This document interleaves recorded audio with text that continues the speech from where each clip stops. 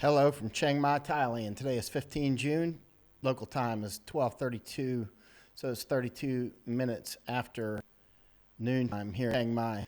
And we'll talk a little bit about low-intensity conflict, guerrilla warfare, and the state of the United States. I'm going to mention a few things about Hong Kong. It's been a while since I went live, but I did an interview today with a media outlet in Hong Kong, and so I had the camera set up for doing that, and I decided to go live and teach you a few things about Hong Kong and about the United States and low-intensity conflicts. I'm sorry, I'm looking out the window. About the state of the events in the United States. Please let me know if you can hear the audio. If you can, we'll get started right now. And but let me put on any comment if you can hear the actual audio, and we'll get started. I'm going to teach you some very interesting things about low-intensity conflict and the morphology of what is actually unfolding in the United States and what unfolded in Hong Kong, what unfolded in Afghanistan and Iraq and many other conflicts I've been into. Let me know if you can hear okay. Wei Shan, hey Wei Shan, good to see you. And I'm using that hashtag that you mentioned. Hey Pastor, and I'm losing that. Thank you for the idea on that hashtag on the invest in resilience. And all right, Corbin says, sounds great. All right. I'm going to go ahead and turn the comments off for now, so I'm not going to see it as you're commenting, and I'm going to go in and tell you a few things, and then I'll go back and look at the comments. All right. For starters, actually, while the comments are on, I want to ask you a question. What color is an alligator? What color is an alligator? Hint, hint. You know, my Florida Gators hat, by the way. I'm from Florida. And Florida has, I don't know how many estimated alligators now, but last time I was there, an estimated 1 million alligators. And I used to see them all the time, every day. What color is an alligator? What color do you think? Well, let me tell you what. Almost everybody thinks that alligators are green. They think they're this color. They think that they're green, or they think that they're brown. But newsflash, I grew up hunting alligators. I grew up seeing alligators every day. I know what they smell like. I know what they taste like. I know their behaviors. I know how to hunt them with my hands. I don't need a gun. I don't need anything. I can go catch an alligator with my hands. I can call the females. That's how you call a female alligator. That's the sound their babies make. When you do that, females come. You don't even have to do that all the time. It'll hurt your throat if you do it too much. I know. I've done that. But what you can do is record it and play back the recording. And anyway, so alligators are actually black. If they're wet, they're black. If they're gray, they're dry, period. Now, some people, I've been through this, they'll say, oh, but I live in a different part of Florida. I live in Mississippi. I live over in Texas where we're at. They're green. No, they're not. They're black. They're black when they're black. They're black when they're wet. They're gray when they're dry, period. And I even went to the top alligator expert at University of Florida one day, rode my mountain bike out there near Paynes Prairie, if you know where that's at. I walked in the door. He had a giant bald eagle, living bald eagle right by those things are scary when you walk in and don't know you're going to run right into a bald eagle. And I asked him this question. I said, hey, I've asked a lot of people, what color is an alligator? He laughed. He goes, everybody thinks that they're green or brown. And he goes, they're black when they're wet, they're gray when they're dry, which is the perfect answer. There might be 2% of the people out there that actually know that. And like my grandmother knew it off the top of her head, you know, because I used to bring alligators home and we would eat them. Anyway, bottom line is, but according to all the media, 1 million license tags in Florida or more, license plates. University of Florida's got it on their stadium there at Gainesville. You know, what's the name of that stadium? Is that Yon Stadium? Anyway, it's a huge stadium there, and there's green alligators all over the place. Everybody, green alligator T-shirts. They're black. It's the same with the media about what's going on all over the world. Constantly, there's very few great sources. I'm going to tell you some things about conflict that after you listen to this for a short time, you're going to see a lot of things that you never saw before and that most of the media just don't get right, period. And there's a lot of, Yeah, white too, Mike says. Albinos, there's extremely few. And those are like super obvious. You're like, okay, that's an albino. The albino alligators are about as common as albino people. When was the last time you saw an albino person? And so, I mean, they're really not that common. And so, but, you know, it's period. They're black. And so I like to use the example of the green gator phenomena because people will actually argue about it. They'll be like, well, you know, the gator that comes up in my backyard is green. You're like, okay, I've probably caught more alligators with my bare hands than you've ever seen in your life. You know what I mean? They're black and they're gray when they're dry, period. Except on the bottom, of course, they can be a little different color. If they're babies, they can have gold stripes. I know. Hey, listen, let me tell you how much I know about alligators. That's the sound babies make, and their females will come. And, you know, it's funny. I was reading an Encyclopedia Britannica or something one time. Where did I read that? They're like, female alligators are not known to, where was that? Was that in Britannica? Are not known to defend their young. Let me tell you what. Don't get between a female alligator and her baby. I don't care what the books say. I'm telling you from experience, you're crazy. And so, likewise with war. I'm going to explain a few things right now, and then after this, you're going to see conflict in a different way than you've seen it before, unless you're like 1/10 of 1% of people that knows what I'm talking about. And actually, interestingly, even when I went into Special Forces, it was still in the 80s, right? And there's different generations of Green Berets, right? There's the ones that started in the 50s after World War II, the CIA and the Green Berets, they formed they formed together but separately, right? One was the military aspect, which was Green Berets, that's what I was in. And then there was CIA. There was a split from organizations before that, and then they became CIA and Green Berets. But they've worked together ever since, right? So if you find Green Berets, you'll find CIA, that sort of thing.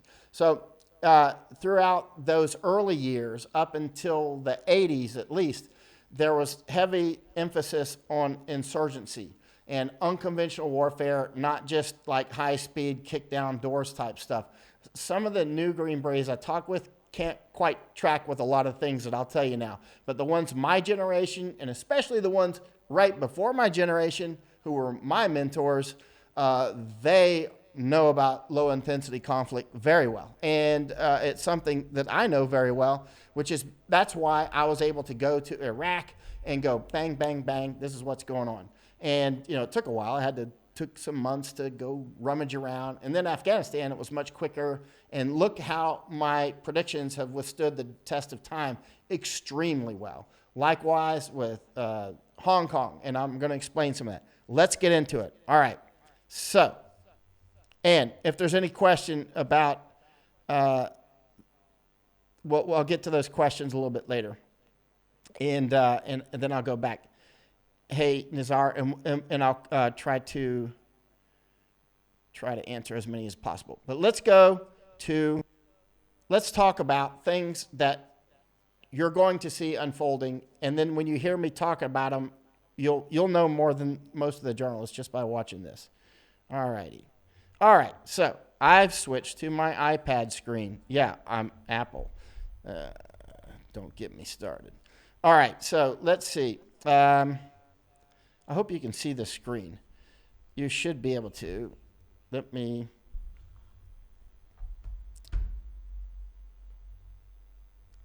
turn those comments back on. If you could see that screen when it was on. And Barbara, we're going to talk about the morphology of, what are you talking about, Mike? I like Summer of Love. Let's see. I told Steve Bannon that twice, too. He's like, you know, it's a joke. And I'm like, why is it a joke? You should change War Room Pandemic to War Room Summer of Love. And I think, well, whatever. You know, he's got this sense of humor a lot of people don't get. Okay, so I'm going to present something. Okay, so Nancy saw that white screen. I'm going to go back to the white screen. I'm going to draw some stuff. I'm going to teach you some stuff that's really interesting. All right.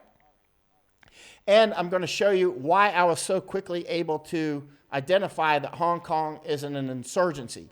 And once I realize that there is an insurgency on, that should change your paradigm and how you view the situation, and it will make your predictions about where it goes next much more accurate. If you have the wrong paradigm and you look at something and you go, oh, these are protests, then your paradigm will be so off that you won't be. And if you identify something as an insurgency, then you also must understand a lot about insurgency. Like when I can identify something as an alligator, I still have to know its general behavior patterns, which I know quite well. And likewise with insurgencies, they have certain behavior patterns. I was talking with Gordon Chang about that the other day as well. And there's still no travel back to the United States from Thailand, but I am coming back as soon as there is. Let's get to this, because I think the United States may be going into insurgency. All right, let's talk about, I'm going to do 3 different screens. I'm going to show you something. I'm going to start with one screen. I'm going to draw something out for you. I'm going to talk about the continuum of conflict. Let's see here. That should draw. Okay, there we go. Right, there we go. So you should see a line that just went across your screen. Actually, let me pull up my iPhone and I can see if you're seeing what you should be seeing. And make sure to hit share and share this out, by the way. If you're looking on YouTube, which will have much better quality, you can hit the like button and hit the bell so that you can always get alerts when I go live. Because once I got back to the United States, I'm going to go live a lot. Okay, I see on my iPhone here that you do see the screen. All right, so the bottom line here is your baseline, right? Now, this is your population. Up here on your top line will be your population, right? So let's talk about Hong Kong or the United States. Hong Kong has a population of roughly 7.4 million, depending on what you believe. And United States, roughly 330 million people, depending on what you want to believe. But generally, there you go. So let's talk about the differences between protest, between civil unrest, and between general civil unrest, and between insurgency, and between civil war, right? Now, let's start. In a healthy society, you're always going to have protest, right? Here, it's like an EKG. You see this down here, these little lines popping up? I mean, that's your, I have to clear so I can see what you're seeing. And so, just one moment. There we go. There we go. Good. I can see it. And so you will see protests are normal. But as a function of the overall population, the number of the people in the protest are quite small. In other words, let's say, the teachers are protesting about something, and they need higher pay or something. And so the actual population is much, much bigger, and you're getting a small amount of protest. I mean, if it's teachers, it's going to be, if it's just teachers about higher pay or something like that, then you're going to end up with, just small but protests are happening all the time in a country like the United States or Hong Kong, which is known as the city of protest. There are always protests, right? And some protests can be a little bigger if they're about something else, if you get more and more people involved. But this is what's important. In protest, which always are happening, there are usually specific people that are protesting about something specific, like teachers want higher pay, right? Something like that. And if you fix that or find common ground enough, then people will stop protesting, right? And then the next day somebody will be protesting about something else. That's normal. That's part of a healthy society, right? And then there's rioting. Of course, we all know the difference between rioting and protesting. And so these are what we would call protest, right? And protests are always on, protests are always on, they're always on in a healthy society. It's hard to write with this iPad the way it is. And so it's just protests. They're always on about something. It could be about police brutality. It could be about fix the pothole in the road. All right. But very importantly, in protest, you still see the government as your legitimate government. There's no question about that. You're not trying to overthrow the government, right? That's important to keep that in mind, right? You still see the government as legitimate. Now we get into something called civil unrest. And it's not just a line in the sand. It kind of fades into it. This is kind of a judgment call. You get into what's called civil unrest. So when you hear the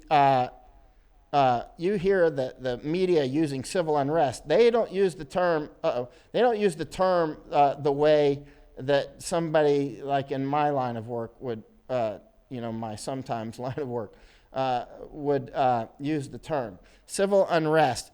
This will be when a large number of people are protesting, often about different things, right? It might not just be teachers. It might be generally the economy. They don't like the economy. So you got all kinds of people protesting, but they still see, and this is important, still see the government as legit, right? You still see the government as legit in protest. Not everybody. Somebody's always going to want to overthrow the government. But generally speaking, you still see the government as legit, right? Still see it as legit. Government still legit. So they don't want to overthrow the government. And with protest, you can solve it usually quickly. With civil unrest, then you'll get more people out on the streets, not necessarily protesting. Protesting doesn't necessarily mean you're on the streets. You could be doing a strike. You could be, voting for somebody. You could be doing all kinds of things. With civil unrest, though, you're usually taking some sort of action. You might block roads or something. Now we start to fade into something else. This is the continuum, right? Continuum of conflict. That's hard to, it's very difficult to write here. It's continuum of conflict, right? Here we go. I wish I had a whiteboard, actually. And so with GCU, general civil unrest, so it's civil unrest, but it's general civil unrest. Now you're going to have a huge number of people, and they're not necessarily going to be on the streets, of course. They might be protesting they might be taking action, but it's going to be a large section of this is the amplitude of the actions of the people involved, let's say, not necessarily protests, but people involved. The amplitude's much higher. Now with general civil unrest, they still see most of the people still see the government as legit, right? Most of the people still see, that's my government. I just want to change the way we do business, right? Now, when you get into general civil unrest, GCU, that's when you'll have educated, uneducated, rich, poor, maybe many different races. If you're in a country with many different races, you'll have a lot of different people because it's general. So it's a general cross-section of the people. It could be, white collar, blue collar, the whole thing. And they will have a general set of problems. Like, we just don't like you, period, the way you're doing business. We still want to keep the way we're doing government, but we want to make a lot of changes. We want a new governor. We want this. We want a new president. We want whatever. But we want to keep the government. We want to keep the government structure in place, but we may want to change a lot of the people, and we may want to change a lot of the policies, and it's really fundamental stuff, right, that they want to change. So that's general civil unrest. It can be peaceful or it can be violent. Same with protests. Protests can be peaceful or they can be violent. Same with civil unrest. Same with GCU, right? It can be peaceful or violent. Some are very, very peaceful. Some are straight up super ultra violent, like, a Clockwork Orange ultra violent. So now we get into something else. At this point, we're still in peacetime type situation, right? But now is a line in the sand. Now we go to war. Now we're starting to fade into war. And right. Now we're going to fade into insurgency. In insurgency, that's when you start to see the government as not legit. That's when you start seeing the government as, I want to change. I am tired of you. I want to become communist. That's not coming from Michael Yon. I don't want to become communist. But you can see a lot of people that do. They want to overthrow the government. They want to overthrow the people. They'll hang them from lamp posts or whatever they have to do to make that happen. They don't see the government as legitimate. That's when you start seeing people doing more than just blocking roads. That's when you start to see, when you get into insurgency, Now we're into insurgency. This is actual war. Now, insurgencies can be peaceful. They're not necessarily always violent. Not in Category 1 insurgency. This is where Hong Kong mostly has stayed, is Cat 1 insurgency, right? And mostly peaceful from the actual freedom fighters. This is the way Solidarity was in Poland. Solidarity was like that. Solidarity was mostly stayed in Category 1, right? There was some violence in Poland. There's some violence in Hong Kong, but the lethality is quite, there's not a lot of people dying, right, in Category 1 insurgency. But it's a war. They want to change the government, like in Solidarity in Poland. They wanted to get rid of the Soviets out of there, and they wanted to change from communists, and they wanted to become more like Western countries, which they have succeeded at doing, and they stayed in Cat 1, actually. And so mostly, there was a little bit of fade over to Cat 2 sometimes. Cat 2, now you're starting to get into, just imagine hurricanes here. Now you're starting to get into some violence, people getting killed, that sort of thing. But again, people can get killed way back here in protest. But the difference is, here you want to overthrow the government. When you get into this, you want to overthrow the government. Now we're in insurgency, right? And Cat 3, this is when like police stations are getting overrun. We saw a police station get overrun in Minneapolis. I mean, that was just one, but that was a sign. You start seeing like police quitting. You start seeing maybe army splitting apart, that sort of thing. You get into Cat 4, it gets highly kinetic. Cat 5, I mean, they're like storming the White House. Well, they've done a little bit that already, but not in a serious way. But in Cat 5, that's when you can start seeing, like total Iraq and Afghanistan type level. I mean, this is all out war, right? Cat 5. That's straight up, fully kinetic. Everybody's throwing everything they got into the fight, right? That's Cat 5. Right? And that's total war, right? Now, when you get into insurgencies, you almost always have civil wars. Almost always.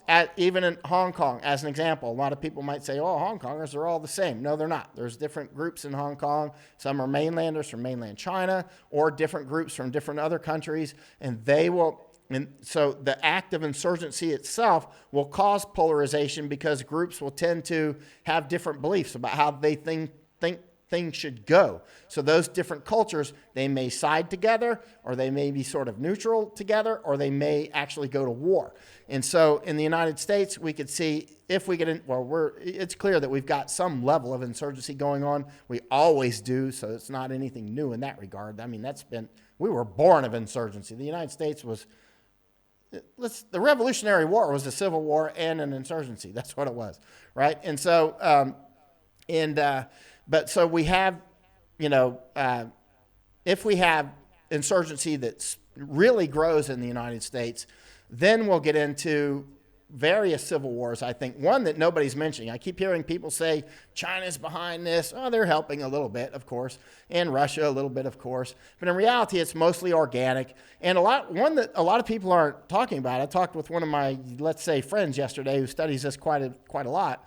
And I mentioned to him, because we were talking China, and I said, well, a lot of things that a lot of people are missing is Islamic insurgency, which is the United States is absolutely ripe for that, as is France and Belgium and UK, and it's like the Deobandis and the TJ organization and all that. I mean, they're straight up, look at San Mateo, right?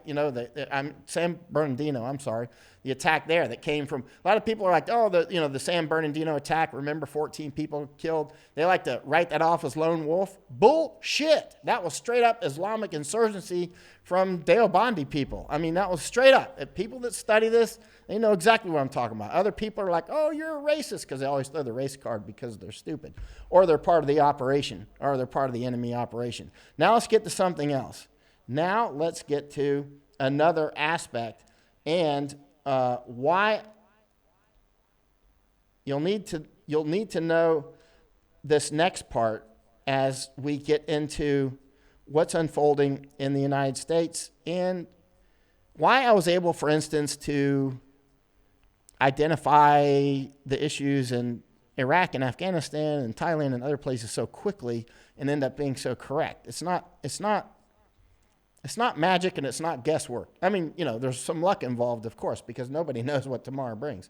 But there are things that if you know what you're looking for, and I'll give you some ideas on what to look for in your neighborhood in the United States or whatever country you're in. Here we go. Let's see here. I'm going to give you a general structure. This is super basic. So the old school Green Beret guys from my era and before, and CIA types, the tiny percent of CIA that know what I'm talking about. A lot of the communist insurgents will know what I'm talking about. The people that have fought communist insurgencies on the communist side will know exactly what I'm talking about. This is a pie chart, right? You've heard me talk about that's a circle. It's a perfect circle. It's not an oblate spheroid. Here we go. That's a joke. So here we go with not a straight line. It's hard to draw. And this is your guerrilla force. You've heard me talk about guerrilla force before, right? This is your GF, guerrilla force. This is your big T Taliban. These are your full-time fighters. That's what they do, right? They fight full-time. And they go to training in Pakistan or whatever, right? Like the Deobandi people that have done attacks in, Europe and the United States, they go to training in places like South Africa, Pakistan, India. By the way, Spencer Rapone, that guy that graduated from West Point, he pulls back his Mao T-shirt, with his hat, "Communist will win." I'm pretty sure, I don't have proof, but I'm pretty sure he was hooked up actually with Deobandi group. I think he actually went to India with them. I'm not sure, but you'll see a lot of what's happening in these protests. One thing, I don't think people are noticing it yet, but there's going to be an Islamic component if this continues, and it's going to be significant. So guerrilla force. Now, in the United States, the guerrilla force would be your full-time BLM or Antifa or whatever that go. They're the full-timers. These are not your auxiliary or support. We'll get to that next. But the GF are the ones that 7 days a week, this is what they do. And, they're the ones that, are on message. They're, let's say, your professional fighters. But they're usually a very small group. And so as a percentage, now we get into what we call auxiliary, right? Or we'll just call them aux. Often you'll hear people call them, actually, we'll just call them auxiliary, like auxiliary police. Now, this is important, and this is one of the reasons I was able to say very early in July, just one of the reasons, there's many reasons, that Hong Kong was actually going into insurgency. Auxiliary, now guerrilla force will physically fight, right? Guerrilla force will actually, come out and do kinetic fighting. They'll, do arson and all that stuff. Auxiliary will also fight, but auxiliary fight in their own neighborhoods, right? And so they'll fight something very close, maybe walking distance, maybe driving distance, but they're not going to drive all the way from Virginia over to San Francisco or to Seattle for a fight. Not auxiliary. They're going to do something that's right nearby. This is little T Taliban. Big T is guerrilla force, right? Little T is auxiliary. Most of the people we fought in Afghanistan were around their villages, actually. They were what we called little T Taliban, right? And likewise in Seattle, probably a lot of the people in the Chaz zone right now are little T. They're not, they're Taliban or whatever, but they're little T. They're probably mostly people from Seattle and somewhere nearby, mostly. That's my guess. And based on experience, I would bet 10 to 1 odds, most of the people in there are from somewhere not far away. And then there'll be some core organizers, right? And so that's your auxiliary. Now, when I was in Hong Kong watching the fighting, I got there in June of 2019, and by July, I recognized, especially by mid to about late July, I started to see a formation of an auxiliary.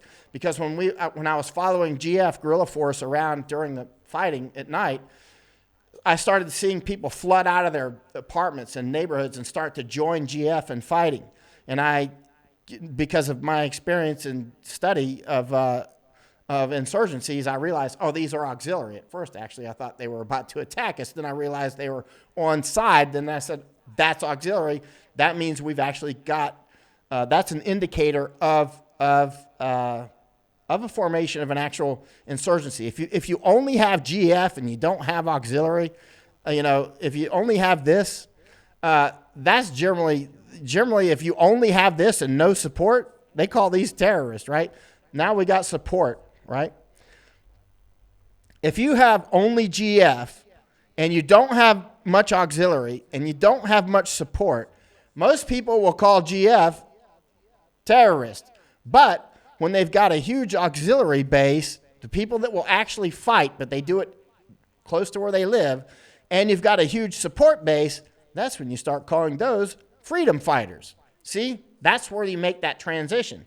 Support. Who are support? Support people are the ones who funding, they give logistical support, rides, they might do artwork, they might do post on Facebook. You'll see people coming on my Facebook tweet that look like they're support. They're like, defending the people in Chaz, and they kind of look like they're kind of insiders. That would be your support. How big is the support? I don't know. And so they'll do funding, they'll do intelligence, they'll do artwork, they'll do logistics, all kinds of things. They'll do most things except fighting. Support normally doesn't fight, but sometimes they do. There's some people that are actually GF that also have a lot of money and they're also support, right? So there's no necessarily hard, fast lines. So that's what you get. So you got support, auxiliary, and GF. Now there's some others like underground and that sort of thing, but we won't go into those. They're not really important for what we're talking about. And so now, and I'm going to talk about a few other things, and I'm just going to take questions. And all right, now let's get back to this circle again. All right, GF, auxiliary, and support, right? GF, and we're not talking about rioters. Rioters are rioters. They're opportunistic thugs, and they come out during, times of unrest. Now, here's the key. When GF starts doing something, and there may be, APs in there, provocateurs, agent provocateurs, right, that sort of thing. When they start doing something, if you crack down too hard, let's say with the police or the army, you can cause their support base to grow. You can cause their support base to grow. And you can cause their auxiliary to grow, right? If you're seen as cracking down too hard, their support base will grow. Now, if you're seen as not doing enough against GF or auxiliary, their support base will grow as well, or at least your resistance to you will grow. Let's say you're the people in charge, right? So a lot of the battle against GF is really a battle for support, at least to separate them from support, so that people don't support them. But what you don't want to do is take actions that cause more people to support GF. You don't want to do that, because the more support they get bigger for starters, and auxiliary gets bigger too, right? You get more and more people on the streets, or not necessarily fighting on the streets, but they'll do all kinds of things that can cause you problems. And so the GF can grow, and they can get more and more well-funded. So this is obviously the tightrope act on, if you don't do enough, then you're seen as illegitimate as the government because you're not defending people, which is a problem right now. Like in Minneapolis and other places, the government is not defending people the way that they should, right? But if they defend, then support base can grow, and also something else called FS, which is foreign support, right? Which can be Chinese, it can be others. Now, which groups will be fighting? There are a lot, and they're not going to be broken down into neat groups necessarily. There are various places, organic problems in the United States, whether it's separatist, Mexican separatists that want to take off part of the United States from Mexico. We've got a few in Hawaii that want to do the same, and they're being, we believe, helped by China. There are Islamic. Do not write these off. Do not write these off. This is very significant. Very significant. Super significant. right here. And then you got BLM, also super significant. Then you got Antifa, and you got, all these, just so many groups, and with so many different goals. And so you can end up having them fight each other and that sort of thing. And so, but anyway, let's not get into that. And I'm going to go over one more thing, and then I'm going to answer questions. So now I want to talk about very quickly Hong Kong, because this relates to the United States. Plus, I love Hong Kong, and we need to stand with Hong Kong. And all right, just 1 second. I'm going to show you. This is from the New York Times, right? This is a graph or a representation of the fighting in Hong Kong, and it's starting in June. You can see down here. This is June 2019, right? I was sitting here where I'm sitting now, and I was studying. I was studying China information warfare and other insurgency type things. And there was a big protest in Hong Kong right there, right? And I said, okay, ping, I'm watching. Keep in mind, I've written 3 books on Chinese information war, so I'm not coming in flat-footed. I'm coming in at a sprint. So then they had more protest on the 12th, right, and the 16th. And that's when I had people on the ground there, and I said, hey, go out and take a look. Take photos of their not propaganda, but their signs, anything that they're saying. I want to hear what they're saying. And I was watching videos online and that sort of thing, and I was like,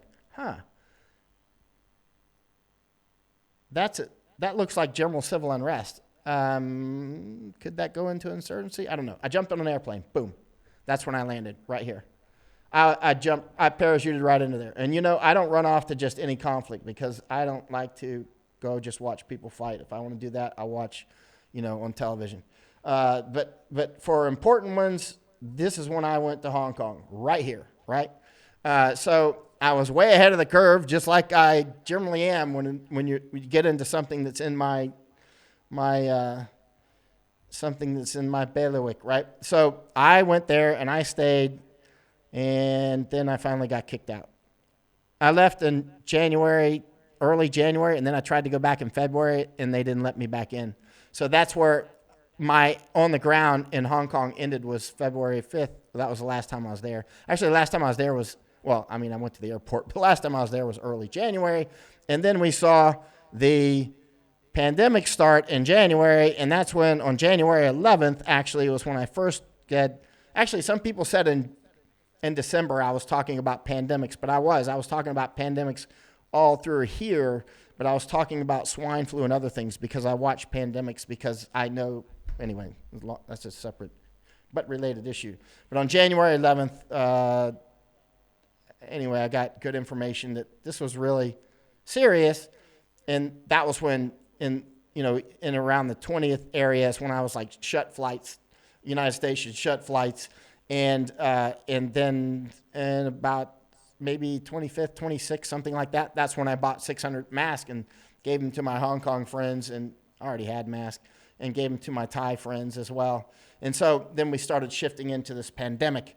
And then and that's when I started warning everybody, stock up on food and stock up on everything, because when real serious pandemics come, they cause economic problems. Big pandemics always bring famine, and they always bring war every single time. And big wars always bring pandemics, and always bring famines, and big famines always bring pandemics. This is a Bermuda Triangle, right? You get any one. I wish I could draw better on this thing, but it's difficult. But anytime you get one, you'll get the other ones, right? So anytime you get a famine, you'll get a pandemic, and you'll get a war. Any one of these, if it's big, you'll get the other two, for sure. If it's look, 2/3 of American casualties in the American Civil War, 2/3 of the American casualties in the American Civil War were from diseases. Not necessarily all pandemic, but infections of various sorts, right? And so, anyway, not to go into that. Now, I'm greatly concerned about the United States at this point. It's clearly, more than protest. We're way beyond simple protest. And there's many groups involved. We've got Islamic fundamentalists that are quite powerful in many places, like up at around Minneapolis, you see. And I guarantee you, you're going to see, you're going to see Islamic terrorists get involved. They're going to start doing things like arson. They're going to start doing attacks. I'll guarantee it.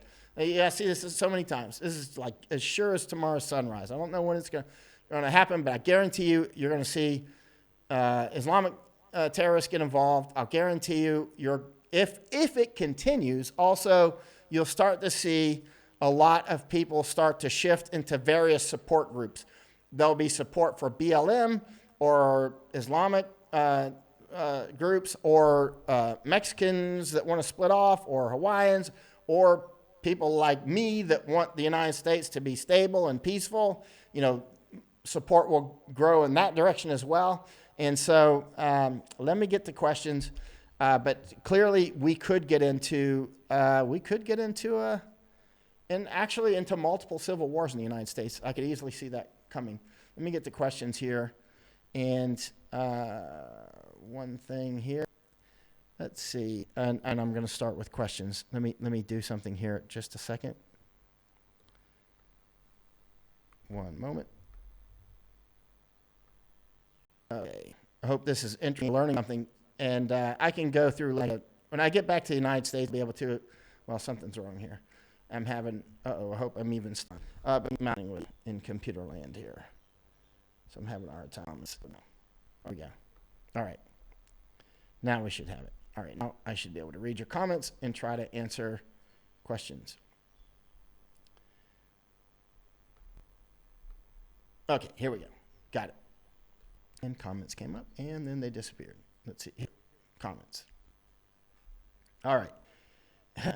Let's see. Oh, Wayshawn saying connection issues, stutter at best.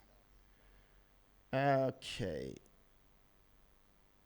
Don Sakuda says, do you think our intelligence agencies are aware like you? Well, within the intelligence community, most people have no idea what the heck I'm talking about. Most of them won't. But, there's some small subset that specialize in this sort of thing, and they'll see it. And a lot of those will come from a background like mine, actually.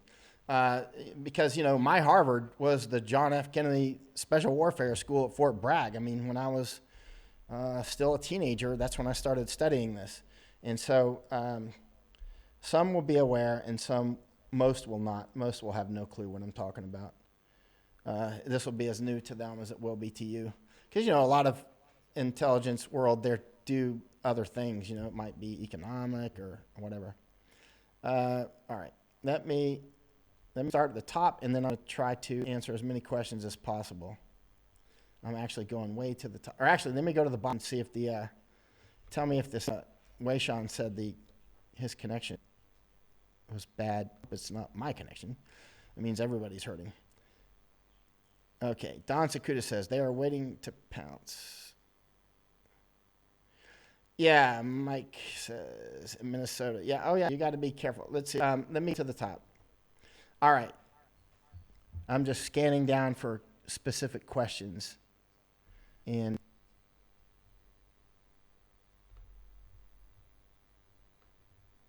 let's see here.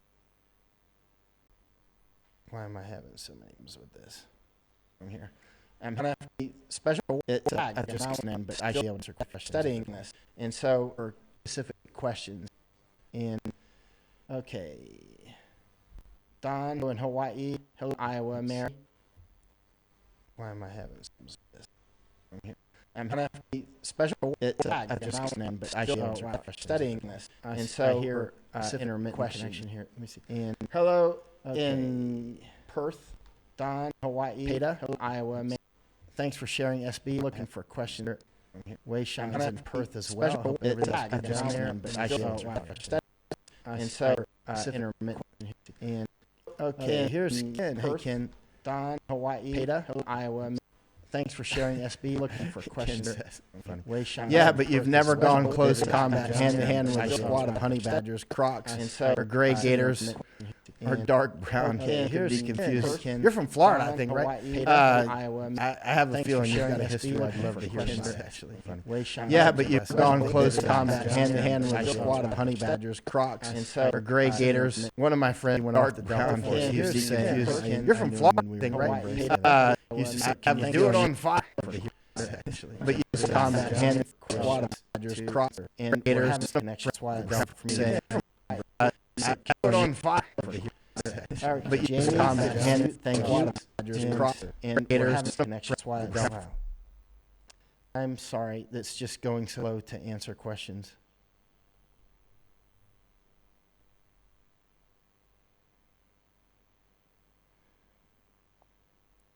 William, I literally plug you all the time. As one of the only, and then your comment shot up. Oh, one of the only journalists that is pure facts, never any spin. Thank you, William.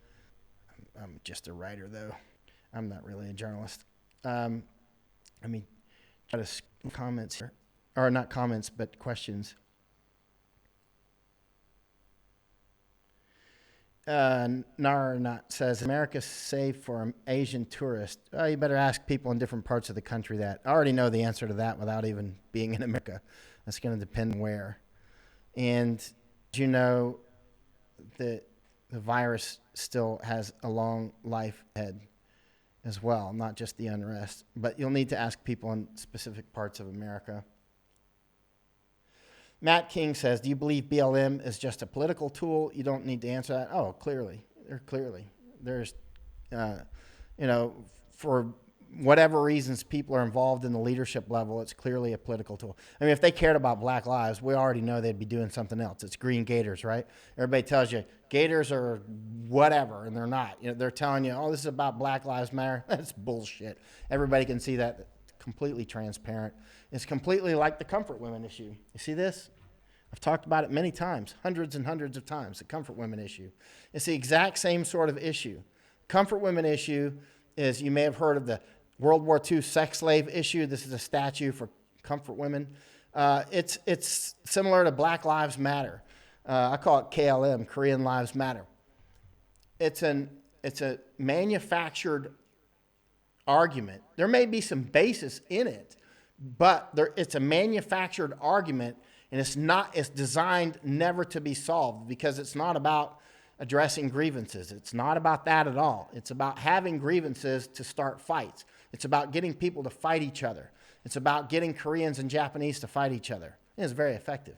I mean, now Japan, remember in 2014 and 15 and 16 and 17 and 18 and 19, I was saying Japan and Korea will split, probably because of this. How many times did you see me say it? A lot. And guess what? Now they're splitting. Because it's the same sort of situation that we see with BLM, Black Lives Matter. That's why I call KLM Korean Lives Matter. I call it, the comfort women issue, I call it KLM. Because that way Americans can understand better what's going on between Korea and Japan and not be confused. And Japanese and Koreans can understand more about what's going on in the United States. BLM is like this, perpetually butthurt Koreans that are actually riled up, and it's done artificially, and that is clearly run straight from China. I've researched this in 13 or so countries, including Korea and China, like in Nanjing and Beijing and Shanghai, so many. Japan, so many. And but yeah, BLM's clearly, and keeping in mind, there's more than one organization. There is BLM, there's the Albandi people, there's so many. There's the Mexican separatists, there's a little bit in Hawaii. They're not highly energetic compared to some of the others. And the Islamic groups actually are not all split, or they're not all unified, of course. A lot of people that don't know anything about what's going on, they'll look at the Islamic groups and group them all as once, but that's like grouping Christians all in one Christian group, notwithstanding, that the Christians or the Catholics and Protestants, slit each other's throats for how long? So, right. That's right, Don Girl. Insurgency 101 with Professor Jan. This is actually what I started studying when I was a kid. Come on, Ken, that was a straight line. Let's see, Donna Smith. Mike Morgan says, insurgency only in Democrat cities and states, all part of a resistance. I think you're going to find I think it's going to be interesting what you're going to find there. Like, for instance, in Minnesota with Somali girl that's, acting crazy and married her brother or whatever. There are places that welcomed in people, fish aquarium. Some fish don't mix well in the same aquarium, period. Right? And they will not mix, especially if you bring them in large numbers. Then it'll be like an oil spot, right? They won't become Americans. They'll ghettoize, right? Which is a very interesting topic in and of itself, something you could talk about for hours. For instance, there's the first immigrants, let's say Polish people that, were up in the north years, are still up there. And they weren't really ethnics at that time. They were just immigrants from Poland. They didn't become Polish until they were Polish, of course, but they didn't become Polish until Americans started saying they're Polish, they're Irish, they're Italian, they're Jews, they're whatever. That's where all the ethnic stuff really kind of started happening in the United States, and it happens like that in the UK and across Europe and other places. Anyway, like that second and third generation. Some will mix right in and become Americans, right? And some won't. It depends on what kind of fish you add to the aquarium and how you do it. If you do unfettered, open the doors immigration like Europe did and the United States, that's the stupidest thing that you can ever do. That is wildly stupid. Too many people group immigrants all as one thing, and they're not. There are some that we can just all get along with quite well. Like Filipinos, we tend to get along with extremely well. Hong Kongers, take 1 million, no problem. Taiwanese, no problem. I know there'll be some spies from the mainland mixed in or whatever, but generally as a huge group, we're going to get along super well, right? Japanese get along extremely well, right? No problem. And then there's other groups where you're going to have problems, period. And they will ghettoize. And now, Japanese don't ghettoize. They'll group together ethnically a lot, but they're like the most law-abiding Americans there are, probably, and super successful and super how many cops would we need in America if America was just filled with Japanese? It would be a lot less cops, a lot fewer cops, right? So, So I think what you're talking about with the blue states problems, a lot of the blue states have also welcomed in a lot of groups that, and they've pandered to them in ways that they fed the crocodile. They fed the crocodile. The crocodile is now much, much bigger, and it's much, much more confident.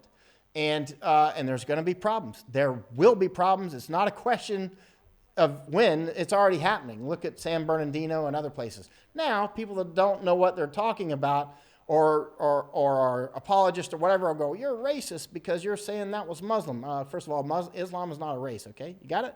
Right. It's like Catholic is not a race, right? There's Mexican Catholics, and there's Polish Catholics, and there's Korean Catholics, there's Thai Catholics, there's Catholics all over the world from different races, right?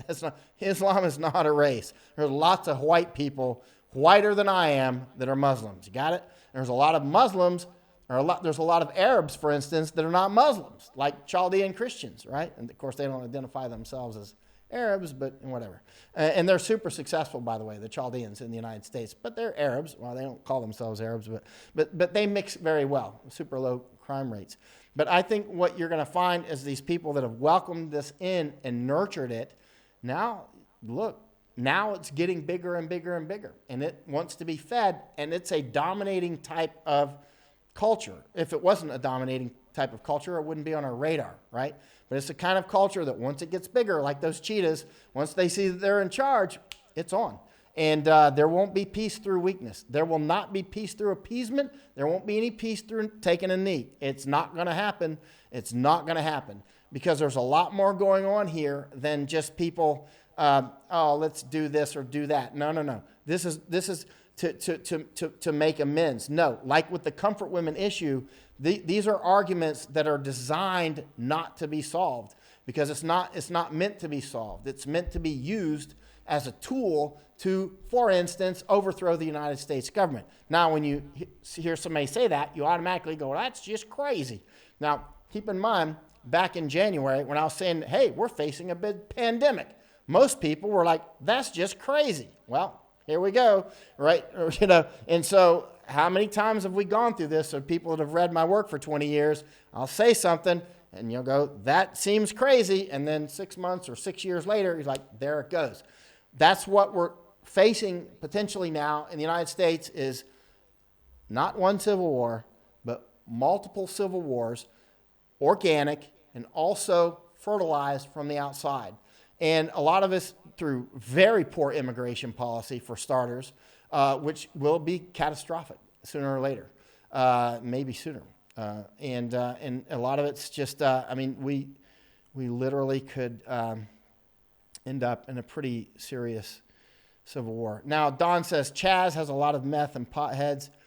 Chaz might be in and of itself just protest. Keep in mind, this is not that all these things happening in Minneapolis and Atlanta and Miami, and they're not necessarily even all related by any ideology per se, right? Like in Chaz, those soy boys and all that out there are probably very different than what you see at Liberty City down in Miami, right? By the way, I was in Liberty City when those riots broke out. I was about 16, and I was the only white boy there, and I was with this black family, friends of mine. They were Jamaican. They took me down from my hometown.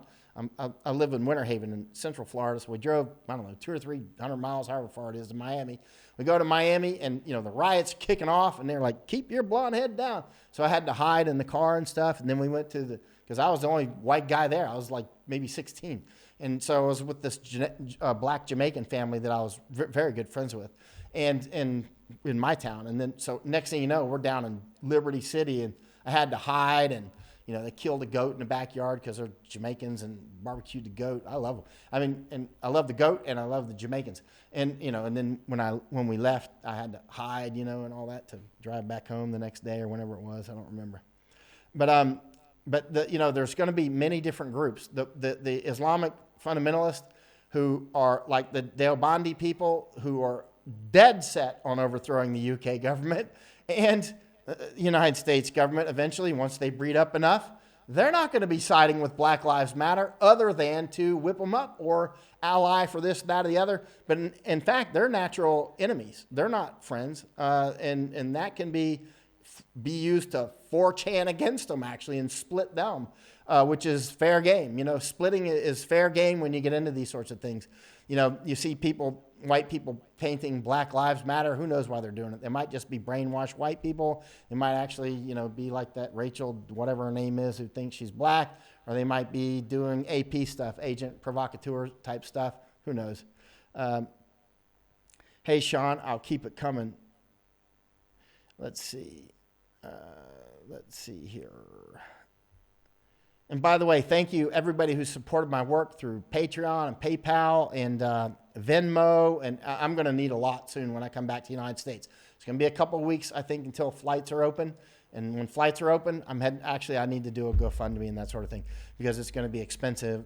You can't, like when I went to Iraq and Afghanistan and covered other places, you can't cover it from one place. You can't, like, people that are in America, they're like in Atlanta or something. They're like, how do you know what's going on in America? You're not here. And they'll just be like in Boston or something. You have to go all over the place to get a feel for it. You can't get a feel for it except for your little neck of the woods any more than I can get from my computer screen, right? Unless you're out in it, you're not any more in it than I am. You know what I mean here? So, and I need to get out in it in many different places to see what does auxiliary look like? Are these just rioters, or is there actually a real auxiliary? How big is the support base? Is it super significant? Because there'll be multiple supports, right? First of all, there'll be multiple insurgencies, and there could be multiple civil wars, and there could be, resistance, of course, people that will, whether these militia groups that will rise up if you come to their town, they're gonna address you. And this is one time when people will be like, thank God for that militia. They've been a pain in their side for all these years, but finally, hey, thank God you didn't let our town get burned down type stuff. Antifa, Mike said, would be Guerrilla Force. And I think that would basically be accurate. I mean, you might split it up a little bit, but I'm trying to understand Antifa better so that I can make better comments on that. But I think generally speaking, Mike Morgan, that you're correct on that. Charlotte says, yep, I hear BLM is part of Islamic Brotherhood. They need to get a foothold, so they found out with a BLM to use against us. I was warned in 97 about Civil War. Oh, yeah. I mean, they're clearly... there's a lot of overlap, of course. A lot of blacks are Christians. A lot of blacks are Muslims. A lot of blacks are something else, and including some Jews. And, I mean, they come in many different religions and atheists and everything else, right? And so, but for many generations, there has been, both mutual outreach back and forth between various groups, terrorist groups, actually, and blacks in America. And actually, this book is an interesting book. And this goes way back. This talks about Japanese actually using blacks, like 100 years ago, to try to split off with that organic split that we have in the United States. Because, we did mistreat blacks. They were slaves, and they were mistreated for a long time. And there's no question about it. And so people were able to use that, like Japanese, Russians, Chinese, Muslim Brotherhood, so many. It's just we do it too. I'm not sitting here and saying, we're a victim of people coming out and meddling. We do it too. That's unconventional warfare 101. That's why I started when I went to my Harvard for, in special forces of learning how to do things like this. That's what I was learning how to do when I was 19 is, we go to other countries and we find the fault lines and we drive a wedge and we pour water on it and freeze it, and split it apart. They do it to us. This is big boy games. Yeah, Jamie says Minnesota and Michigan are ripe like Deerfield Dearborn, and another former kind of Polish town. What's the name of that town next to Dearborn? Starts with a H. There's quite a few there, and in those places, it's a lot of Dale Bondis, actually. Hey, Jenna. Dick Markinson says, plenty flown over the wall from Mexico by drone, then flown to Chaz airspace. You must be talking about meth or something, or fentanyl. Yeah, China has been running the fentanyl. Robbie Hoffman, wow, back in...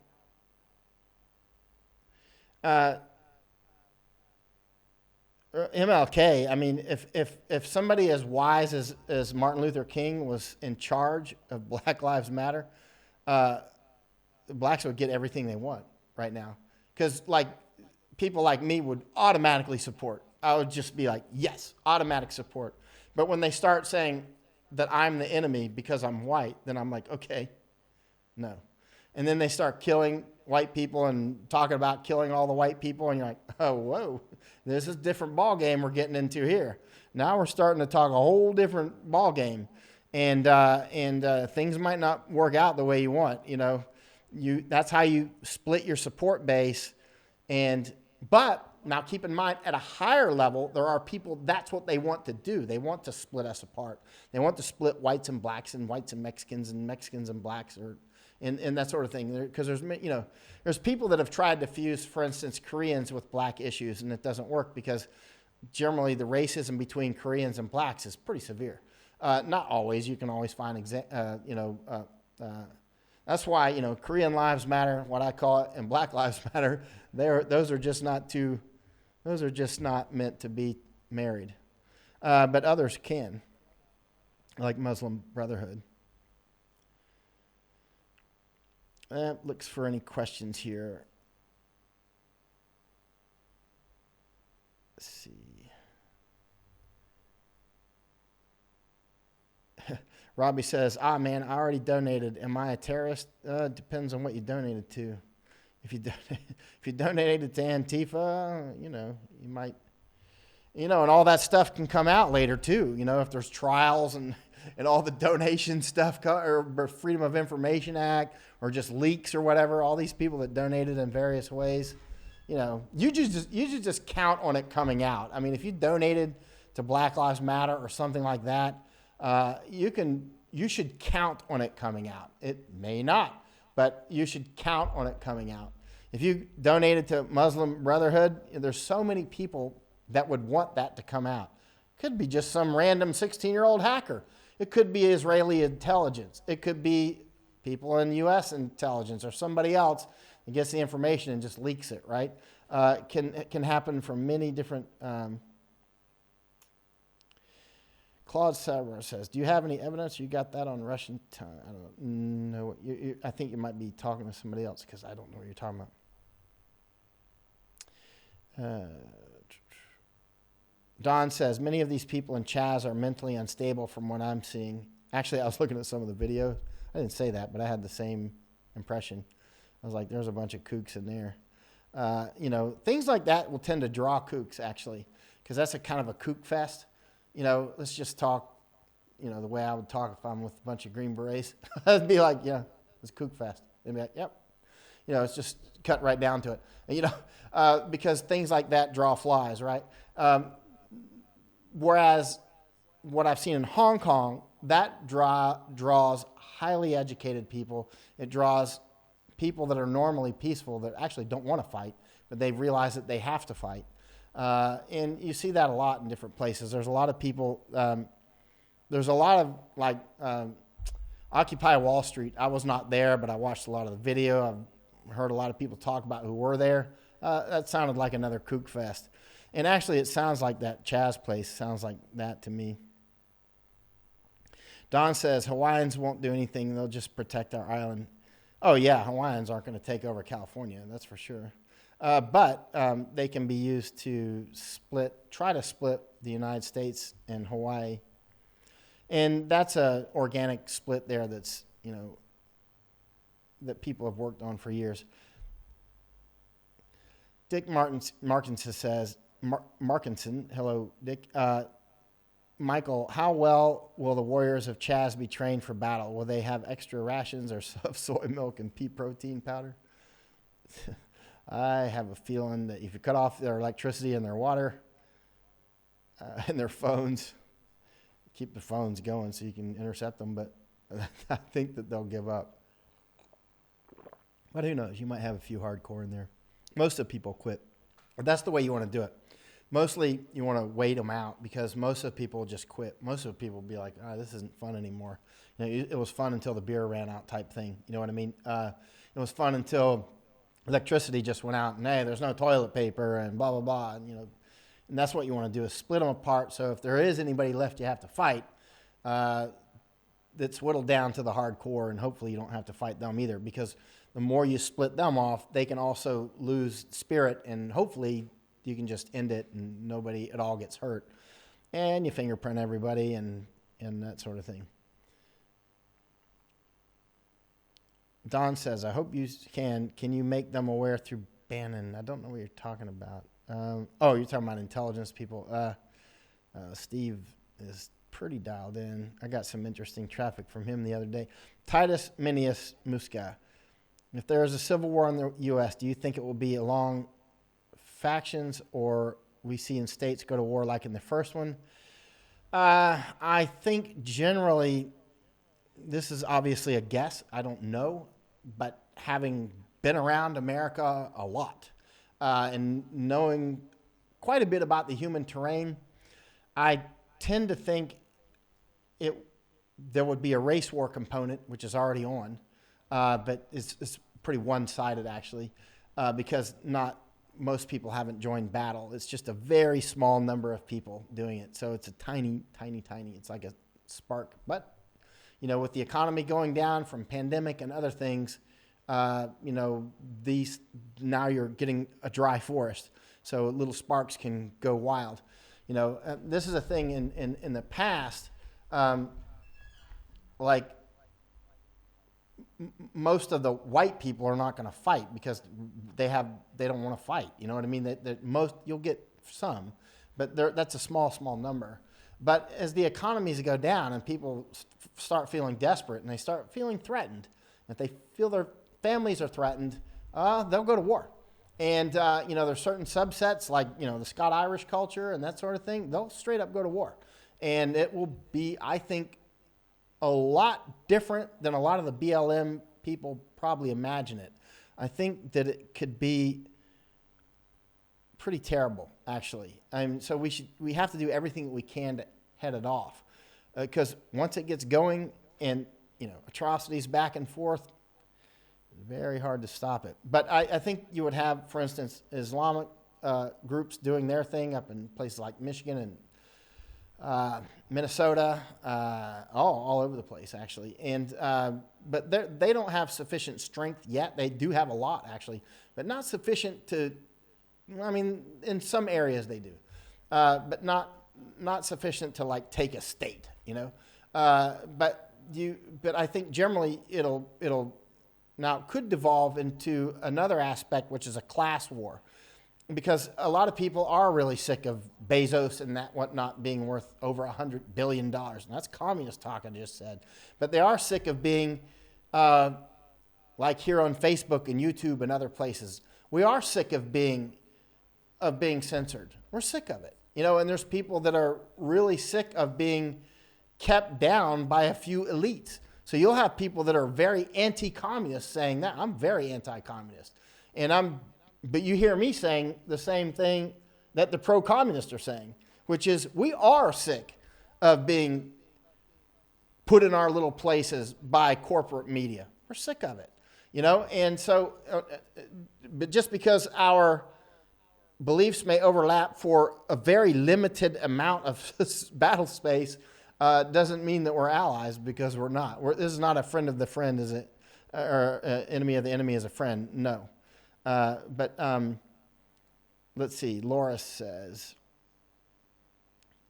but how far do I think things will escalate in the U.S.? I don't know, Corbin. I mean, I'm watching. I need to get back to feel it.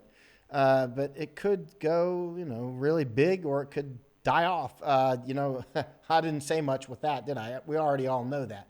But if the economy continues to go down, then the conditions are more set for widespread, very serious conflict.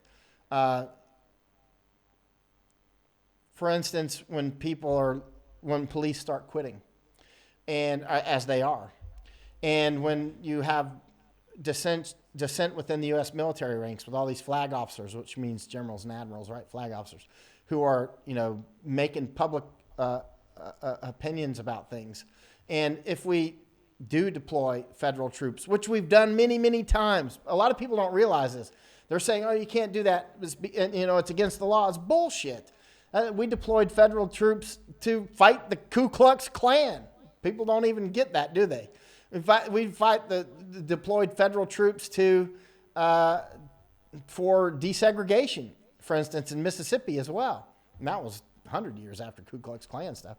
I mean, we deployed federal troops many, many times. All enemies, foreign and domestic. But this could cause splits within the military. So, punch with your fist and your fist breaks, right? So, I mean, that was a question in Thailand when there was heavy fighting going on here as well. If the army is used too much, will the army start to splinter? Which it very well could. It could happen in the United States. And so, because the army is, and not just the army, but the military is quite mixed. It actually could. So let me see here. Ewan Kipmoon, do you see percentage of U.S. states that are immune to civil unrest? And if so, what? Who would be immune? Nobody's immune if there's humans. Some that are probably less apt to suffer much would be Alaska, which is one of the only 2 states I haven't been to. But I'm guessing that Alaska. But certainly you could have civil unrest in Florida, certainly Georgia. You see it right now. North Carolina, definitely. South Carolina, certainly. Alabama, yeah, less so than in some places. Louisiana, Mississippi, Missouri, yeah, all that. Texas, certainly. Now you get over to the Texas side, now you're starting to get into Mexico issues. Of course, then New Mexico and Arizona and California would be getting into that. Maybe not so much in a place like Utah, I'm going to guess. Maybe not as much in a place like Montana. Idaho, I know there were some threats to go to Coeur d'Alene, but I have some special forces friends up there. They were ready. Everybody was ready with their guns and stuff. There were threats up there. And apparently, the bad boys decided not to show up, which I think is very smart. Don't show up when you have people like that waiting for you. I think it's a bad idea. Let's see. Colorado, I think you could have some unrest there. Let me think. Ohio, certainly. Minnesota, absolutely. Indiana, definitely. Michigan, absolutely. Ohio, yeah, definitely Ohio. New York, yeah, definitely. New Jersey, definitely. Vermont, the Green Mountain Boys, maybe. New Hampshire, a little bit. Maine, not as much. Delaware, maybe not so much. Connecticut, maybe not so much. Rhode Island, maybe a little there. But that's Washington, D.C., definitely. Virginia, definitely. But not Northern Virginia, I'm going to guess. Maryland, absolutely. West Virginia, some. Not maybe so much. Kansas, not, well, maybe in Kansas City.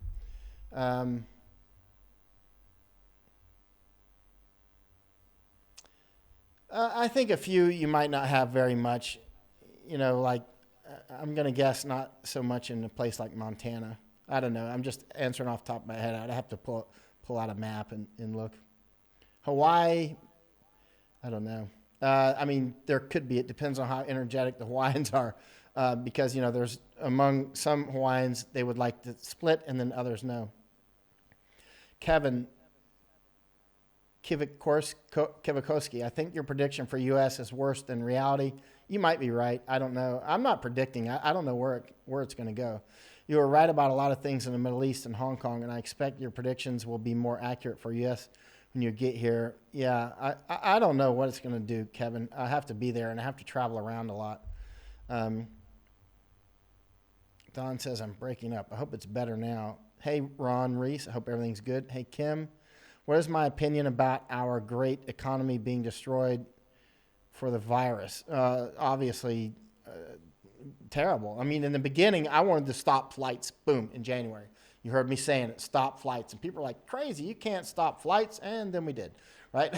and we needed to. And then for a while, I was about shutting down very quickly in the United States to just get control over it. But then seeing how that went, I was just like, open up. Take your casualties, shoot the rapids. But wear masks. People aren't wearing masks. I'm watching these videos constantly. Some people are, some people aren't. I was out looking around Chiang Mai, where I'm at now, in Thailand yesterday. Everybody's wearing a mask. Everybody. There's very few COVID cases here. And there's direct flights to the airport just down the road from me, straight from Wuhan, straight from all over China, land right here in Chiang Mai. We've had almost no cases, very few, relatively tiny amount. I thought Thailand was going to get smashed. I thought Hong Kong was going to get smashed. Now, I don't know why that they're not, because Mongkok in Hong Kong is the most densely populated area in the world. And population density is one of the number one factors in spreading infectious diseases like this that are human to human, especially airborne transmission, high population density, and why not Hong Kong? Is it their diet? Is it their genes? Did they get a different strain? Is it because they're wearing masks and they wash their hands and they have high social discipline? Look, in Thailand, Thais are wearing masks. Hong Kongers wear masks. Taiwanese people wear masks. Japanese wear masks. Korea was going down. It looked like Korea was going to get smoked. And then Korea was like, uh-oh, this is a trouble. And Korea jumped right on it. All Koreans wearing masks, taking precautions. Now Korea's doing pretty good. It's like the mask.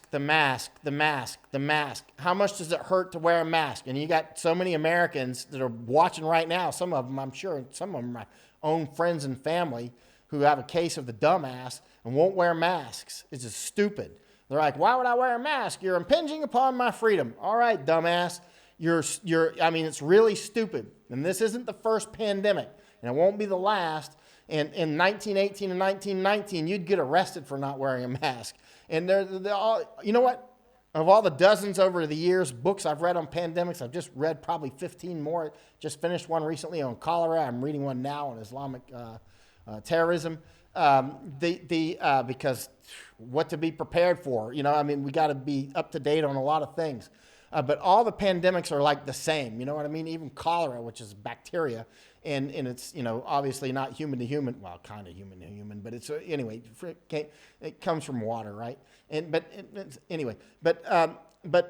the sort of life cycle of these things is always religious people get involved and go, oh, it's God's will, and do things that can get them hurt and others don't. And then there's always doctors fighting each other about miracle cures and all kinds of crap. There's always politics involved, huge politics. This is all these things that we're seeing now with this pandemic. And so many people are like, it's our government now, and it's the media now. The media always does this. Anybody that thinks that the media just now got bad, they haven't spent so much time like I have going through microfiche, months at a time sometimes in America, going through that was back when you had to go through microfiche, and looking at all these old articles from the 1800s and stuff. Now I just subscribe to it's like the old articles is all the same. All the bad press is all the same. The miracle cures, the people refusing to wear masks, refusing to quarantine, whether it's 1916 polio in New York or the 1918 pandemic in New York, xenophobia always kicks up. And you know what? They always go for cats and dogs. All the big pandemics, cats and dogs, they start killing cats and dogs, whether or not they're guilty. And so it's like every pandemic, sooner or later, they're going to think it's the cats and dogs, and they're going to do a pogrom on cats and dogs. It's like, it's just like, just read about 10 or 15 books on pandemics. By the time you get through the 10th one, you're going to be like, yeah, Mike sounded crazy, but he's right. It's like the hero with 1,000 faces, but it's the pandemic with 1,000 faces. It's always the same, even if it's bacteria or whatever. Let's see. Audio issues.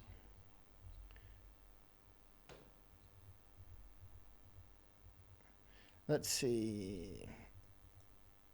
I just shot to the bottom. I hope my audio is good. Let's see. Jamie says, this pandemic was the only one that also caused people to lose their minds too. No, it wasn't. No, it wasn't. I was talking with one of my friends the other day. Super experienced, global experience. He used to send his airplanes to fly me around Afghanistan. We went through Green Beret training together. Now he's some rich businessman. But we were talking about it the other day. And I said, you know what? In these big pandemics, they often, one of the life cycles they have is, at first, people are in denial. It's just the flu or whatever. There's that. And then there's always that. And then people start to get smashed, and the governments are like, quarantine. And people are like, I'm not going to quarantine, and then, they send the police or whatever, make people quarantine. And then if it's one of the diseases that has different waves, often the second wave is the worst. So often what you'll have is, in these pandemics that have waves, not all pandemics have waves, but the first wave, people get stir crazy, just like they're doing now. They start breaking quarantine, but then the thing, kind of goes away if it's cyclical. And then the second wave comes, and people get slaughtered, right? Because the second wave is often bigger. And it's like, then people self-quarantine no matter what the government says. And then before it's over, the government's knocking on people's doors and like, uh-oh, that woke my dog up. Then people are, it's okay, Barney. It's okay. It's okay. And then people, the government comes and starts knocking on people's doors. And it's like, hey, it's over. The pandemic's over. You got to come back to work now. So there's the first quarantine where people don't want to do it. And that's my dog. And then there's the interregnum. And then you get the second wave, if it's one that has waves, and it kills loads of people. And then finally the government has to come and kind of pull people out of quarantine because they're too afraid to come out because too many people got killed. And so, yeah, it's very interesting. Paul says 100% spit on, Mike, or spot on, I hope. Thank you. Jerome says allergies are developed societies issues. Yeah, it's true. Nations where malaria used to be an issue or drink.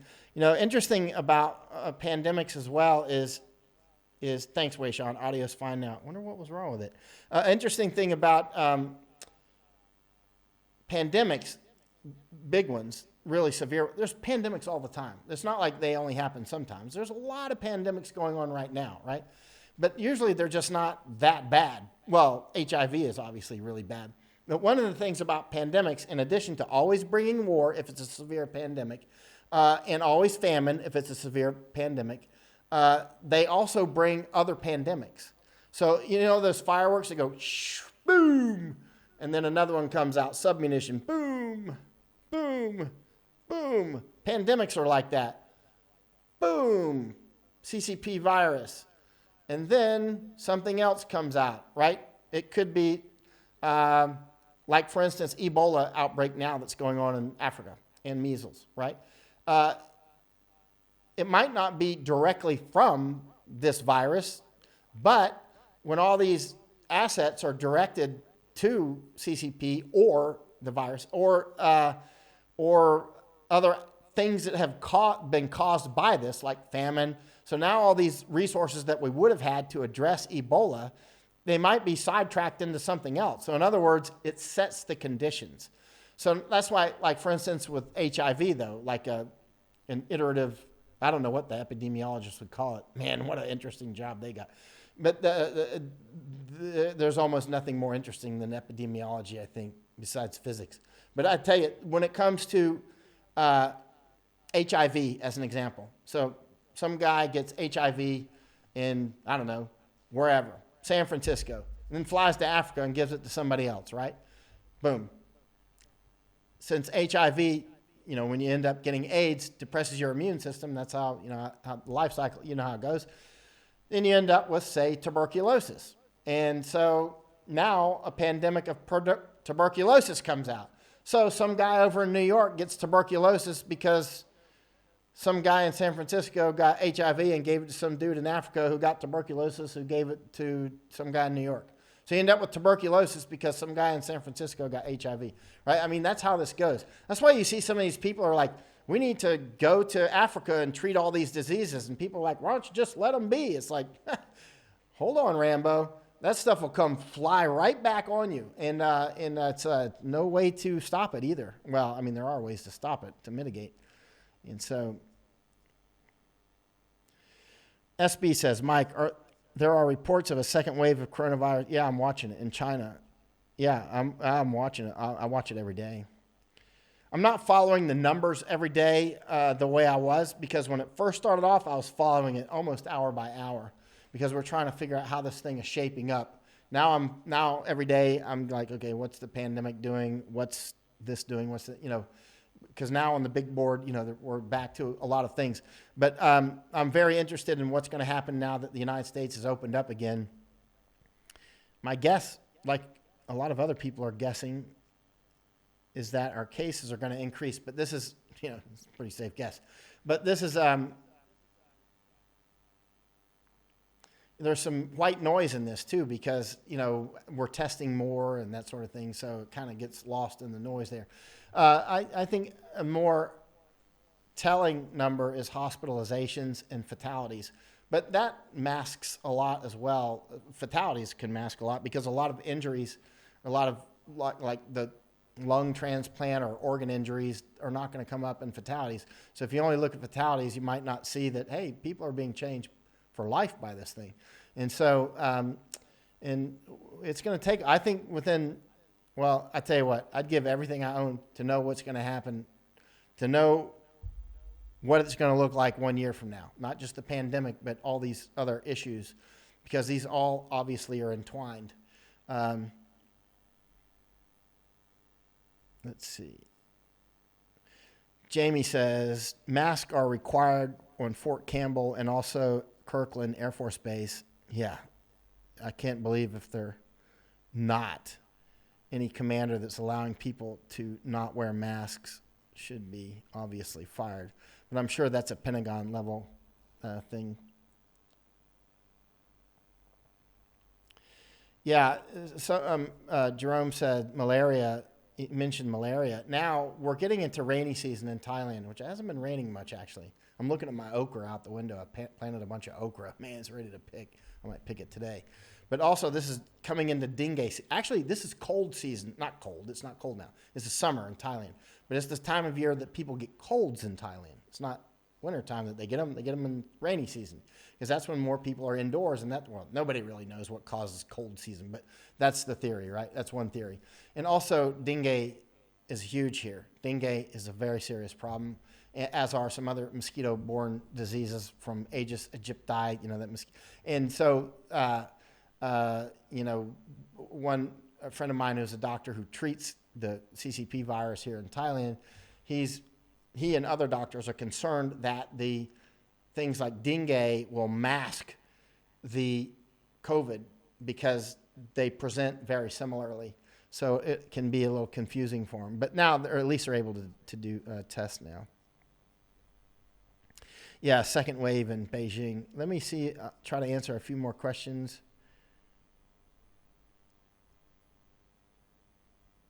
Yeah.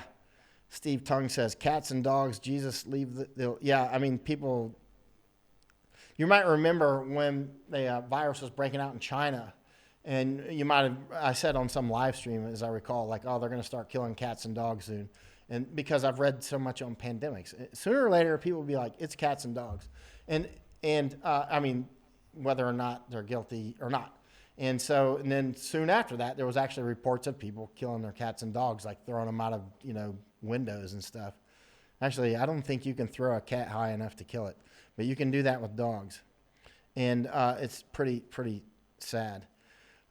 One problem with CCP virus is that with viruses like smallpox, which is actually the biggest virus I think there is, but with viruses like smallpox, that's the reservoir is humans. And so we've been able to relatively wipe it out because it only exists in labs at this point and maybe tundra or something and permafrost.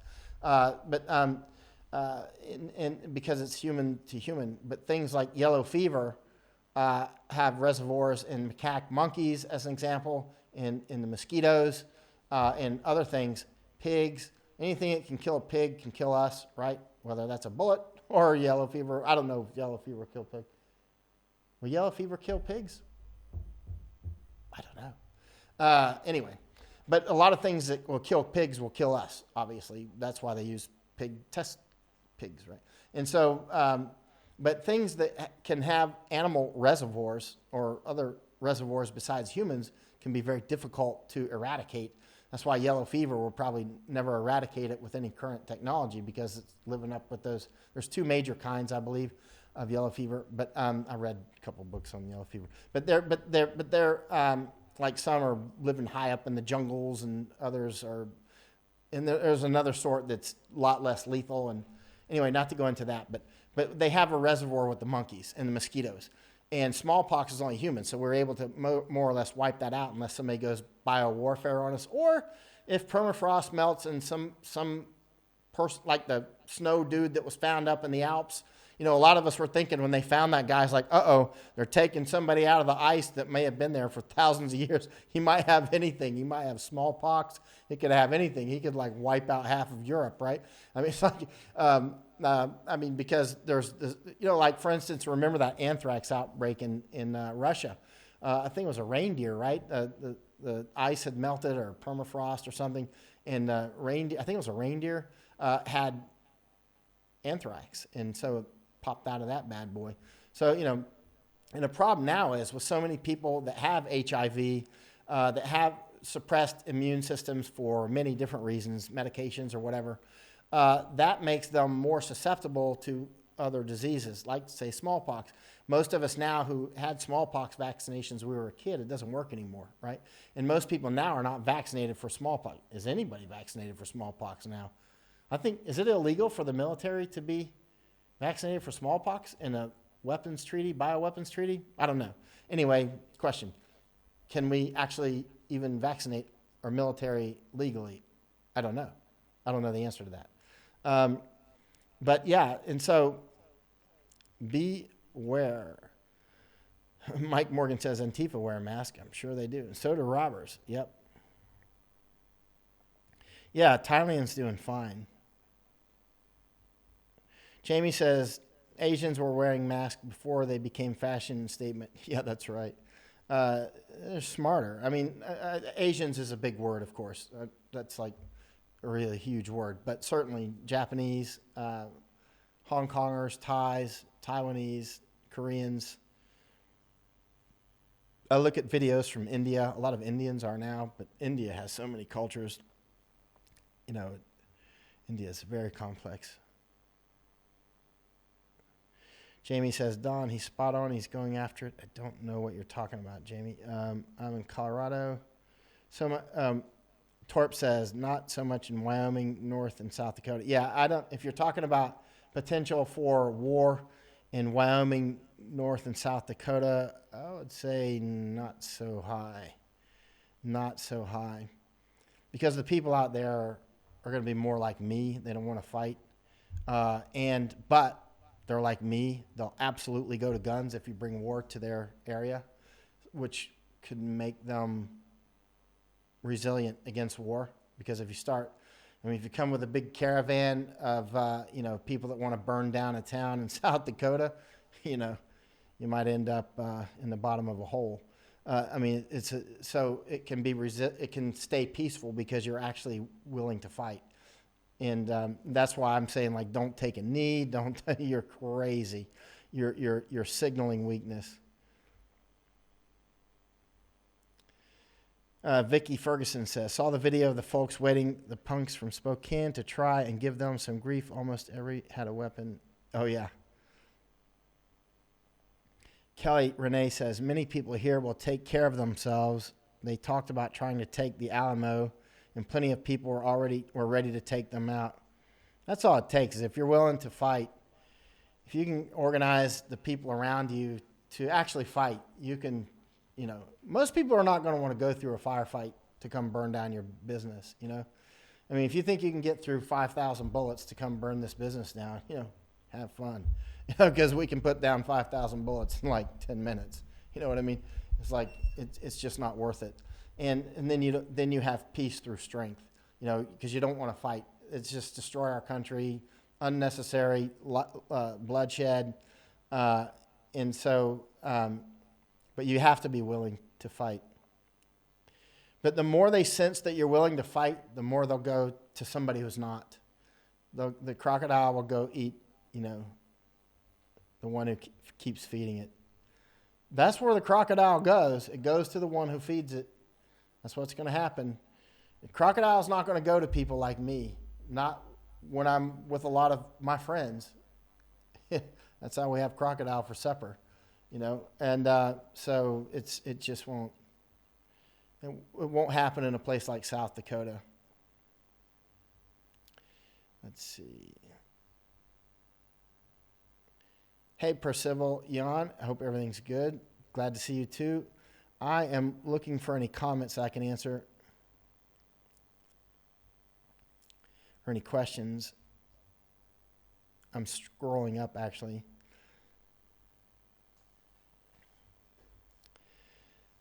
David Sang is saying, Chaz versus seizure of Poly U, and the result will be the same. Chances of them surrounding. Poly U's, Hong Kong, comparing this to Hong Kong, there's not a big comparison because Hong Kong is truly freedom fighting against Chinese Communist Party. A lot of the American people that are doing this, they're either riled up for green gators, you know what I mean? Or they're being played. They're useful idiots. They're cannon fodder, right? And or it depends on what element they're with. If they're with some of the militant Islamic groups, that's one thing. If they're with Black Lives Matter, that's another thing. If they're with like the soy boys up in Seattle, that's another thing. If they're with Antifa, that's another thing. They may overlap and they may cooperate for a period of time, but eventually they'll fight each other. For sure. All these white boy Antifa, they're not going to be able to get along very long with Black Lives Matter. There's too much, trust me. There's severe racism from Black Lives Matter. They don't like white jeans. And so, I'm talking about the core.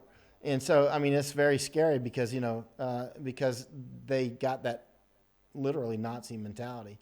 But luckily, their numbers are relatively low compared to the overall population. Danielle Drummond says, I refuse to be held accountable nor shamed for the decisions of others. I get it.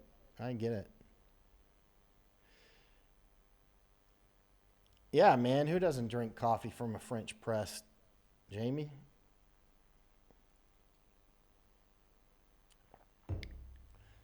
Let's see. Kim says, do you have any thoughts or an opinion about Hong Kong flu and how that was handled compared to this situation? You mean Hong Kong flu. Are you talking about the real Hong Kong flu from way back when or this one? Or are you talking about the CCP virus versus the civil unrest issues or whatever they want to call them? Hello, Amit in India. I hope you're doing well. Namaste. Hope everything's doing well in India. I check India every day in the news. Mike Morgan says, do you predict firefights breaking out anytime soon? Absolutely. They've already been having them. They've already had firefights. So I've seen them on some of the videos. I mean, they haven't been severe enough where you end up with 30 people dead or something like that. That's something I'm keeping my eye on. Until we start seeing like serious body counts, then we're not in a serious civil war, right? We're not in, it's not, we've seen a lot of arson. We've seen some deaths. We've seen attacks on police with weapons, with firearms, and that sort of thing. But we haven't seen 50 people dead today. We haven't seen reports like 400 people got killed today and such and such, or anything like that. If we start seeing 8 people killed here, 4 people there, 12 here, 25 here, that's when you'll know we're actually in a civil war. Like a real civil war that has, final consequences. Dick Martin says, it's that stupid. What will they stop at? If you are multiple race, parents, half black, half white, will they half hate you? Oh, man, I've been through that so much. Not because I'm half black and half white. I just grew up in America and saw it all over the country. It can go all kinds of different directions depending where you're at. Yeah, Jamie says, if you've been to Seattle, it's a kook fest. I've been there a lot, actually. I may have spent, I don't know, not a lot. I may have spent a month there, maybe. I don't know. Let's see. I don't remember, but it's more than a few days. Let's put it that way. Don says, Act Blue tells you they donated who they donated to. Most money to DNC through BLM. Oh, yeah. That's a scam. BLM's a front. BLM's a political front. BLM is for people like me who study information war, like this comfort women bullshit. It's transparent. It's like transparent in minutes. It doesn't even take weeks or months to study it. You can just look at it and kind of go, okay, false door. You know what I mean? You can see that it's completely. It's just latching on to an organic issue. All right, let me just shoot right down to the bottom, and then I'm going to... Yeah, Jan says, police are getting killed. There have been. Emmanuel says, I'm half of a lot of things. I get it from all sides. Oh, yeah, I'm sure. Soy boys in Seattle. There's a lot up there. Hey, Sarge. I hope everything's going good. Kim's talking about sorry meant Hong Kong flu in the U.S. 1968 to 1970. I think the peak was 69, right? Compared to our handling of this virus. I didn't get to watch that one first on because I was a little kid. But I can tell you one thing. The handling of this virus was exemplary in some countries and pathetic in others. In the United States, obviously, it was a complete catastrophic failure on the handling of the virus. I say was. It's still ongoing. I don't think we've been hit. I've said before, I think I'll be surprised if ultimately if the United States takes less than 1 million deaths from the virus. Maybe. I'll be surprised still. Maybe. The case fatality rate maybe seems to be decreasing. I'm not sure. I'm looking at the numbers. And if that's so, I've seen the virologists and epidemiologists talking about it. It could be because the virus itself is weakening, or it could be because our treatments are getting better. It could be both. It could be something else. But it looks like maybe the case fatality rate's actually decreasing. I hope. I don't know. I mean, I think there would be ways to tell if it's the treatment, but it'll take time to gather the statistics. And we see so many lies going on. We saw Lancet just straight up lie. It's unbelievable. I say unbelievable, but if you read enough books on pandemics, you'll see it's nothing's happening right now that our grandparents didn't see it some other pandemic. It's the same stuff. James says, the homeless situation in Austin was already terrible before this, but it is really getting rough out there now. Driving up and down IH-35 is dangerous enough already.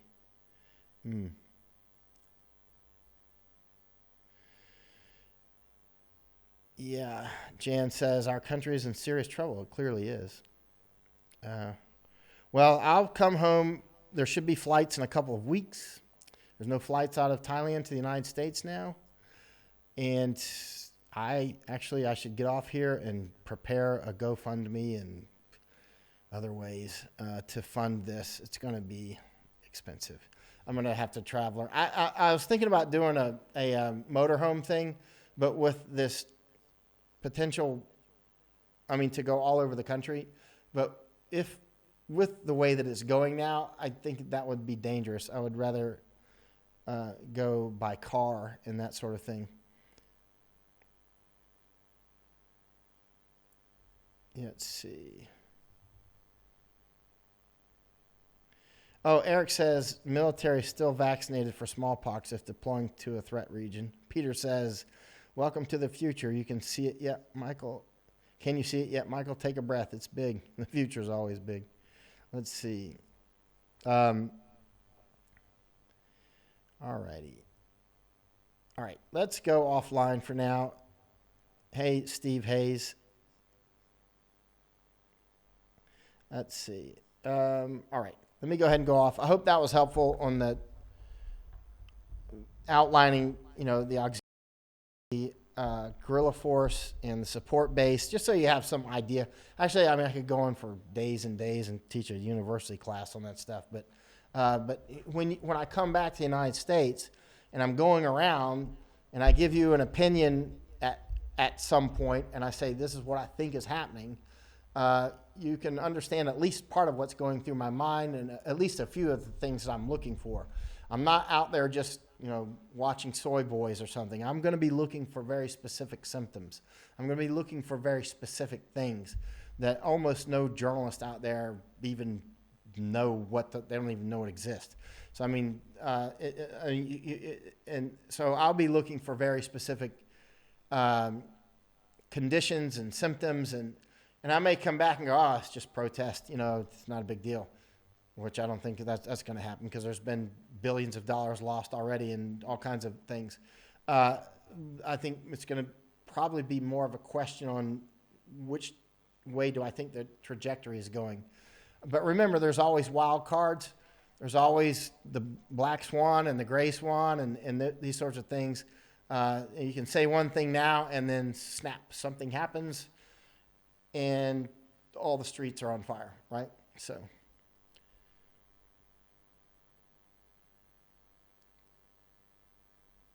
okay. Nagokto says, helpful, more than 4-year university. Let me tell you, bro, you're welcome. It was helpful. Great, Josh. All right, Kim and rest. Thank you, everybody. Please do hit my Venmo and PayPal, Patreon, all those ways. I'm going to have to set up a GoFundMe, and maybe I'll see you back in the United States. Mike out.